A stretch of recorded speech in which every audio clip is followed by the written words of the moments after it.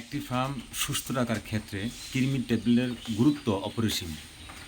আপনারা যারা ফার্মে কৃমি ডোজটা করবেন, সঠিক নিয়মে সঠিক পদ্ধতিতে আপনারা কৃমি ডোজটা করবেন। অনেক খামারি আছেন কৃমি ডোজ আপনারা নিয়ম মতো করেন না। আপনারা তুলনার চেয়ে অনেকটা কম খাওয়ান। একটা জিনিস মনে রাখবেন, কৃমির ডোজ এমন একটা বিষয়, আপনার ওভার যদি খাওয়ান কোনো প্রকারের কোনো ক্ষতি হবে না। যদি তার আপনার পরিমাণের চেয়ে যদি কম খাওয়ান তাহলে কোনোই কাজে আসবে না। এতে করে আপনি ক্ষতিগ্রস্ত হবেন, আপনার গরুর ওজন বাড়বে না, দুধ কমবে, শারীরিক কন্ডিশন ভালো হবে না।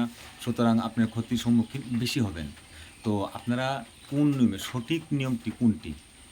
কৃমি ডোজ করার সঠিক নিয়মটি কোনটি? বিস্তারিত সকল আলোচনা আমাদের লং ভিডিও দেওয়া আছে, ঠিক আছে? আবার শর্ট ভিডিও দেওয়া আছে।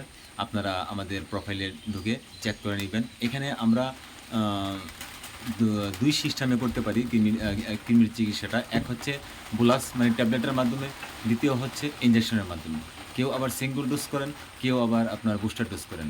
যেইখানে যেই ডোজটা প্রযোজ্য ঠিক সেই ডোজটাই আমরা করতে হবে।